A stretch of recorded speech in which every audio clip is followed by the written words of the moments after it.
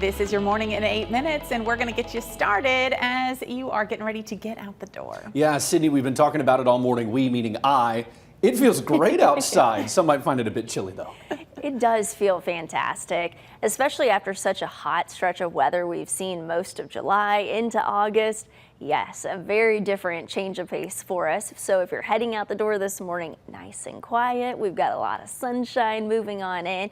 Beautiful sunrise to start off this Monday morning. But take a look at these temperatures, lower 50s in a few spots.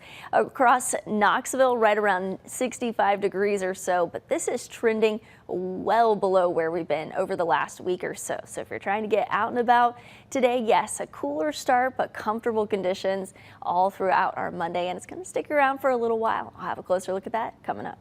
Appreciate you, Sydney. We are learning new developments this morning in the case of a man who died in custody. An updated autopsy saying holding conditions for that man in Monroe County contributed to his death. 74-year-old Elijah Ispel died in February. The autopsy from the Knox County Regional Forensic Center says that Ispel spent hours strapped to a chair, often unsupervised with no food or water. The report says dehydration and restraint contributed to his death from heart disease. The district attorney is ordering an expanded investigation, saying he'll present the case to a grand jury.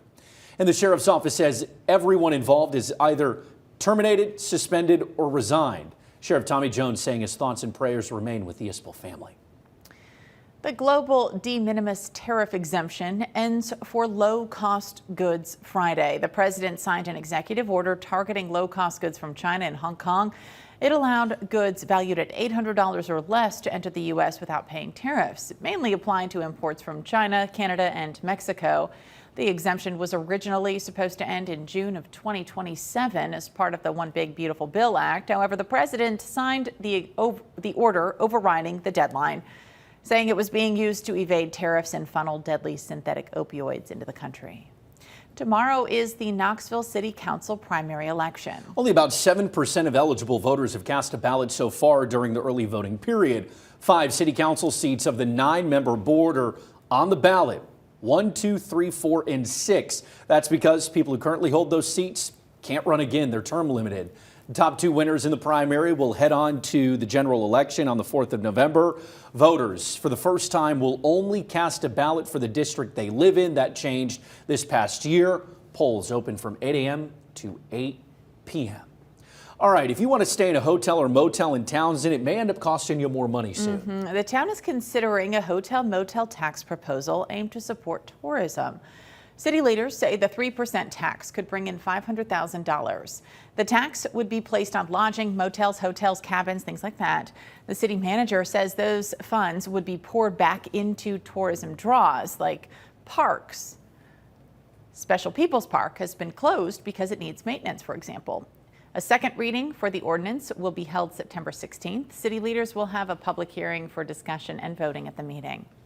The Sevier County Fair opens in less than 36 hours. Yeah, it's going to look a little bit different this year, more so than it has in the past. Officials say they're having to use tents for some of the exhibits. That's because buildings that were previously hosted things been torn down, safety concerns. But that includes the barns. They say, don't worry, livestock shows will still be taking place at the Sevier County Fairgrounds.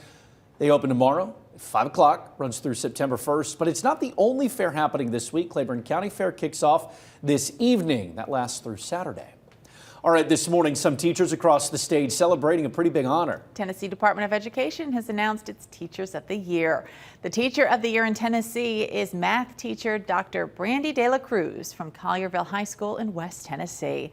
But there were many East Tennessee teachers recognized. Ashley Mosley, a kindergarten teacher at Jasper Elementary, was recognized as the East Grand Division finalist.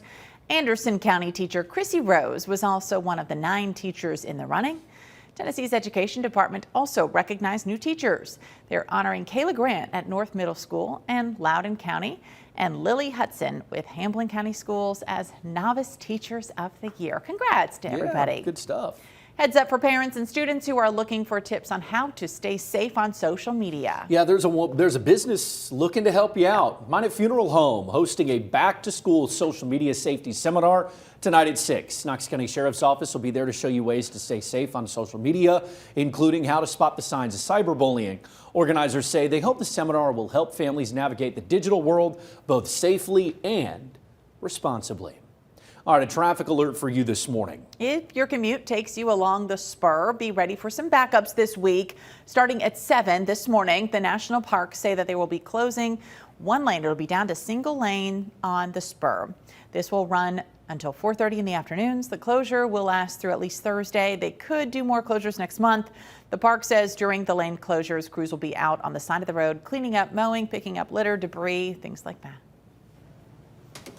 Now I have another heads up. If you travel at Pleasant Ridge Road on your morning commute, phase 2 of that project begins today. Northbound will be closed due to that work. That detour for you will be Merchant Drive. So if you're heading out the door, do not forget this, but you can know that there are detour signs out there that will help.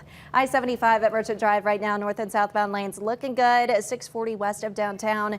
Morning commute hotspot, not seeing any issues in those east or westbound lanes just yet. Just overall seeing more cars heading out the door. East of downtown on I-40 looks good. So here's a look at the split traffic. North Broadway near Fountain City. It's near Fountain City Park. Seeing quite a bit of congestion right now. I'll keep an eye on it.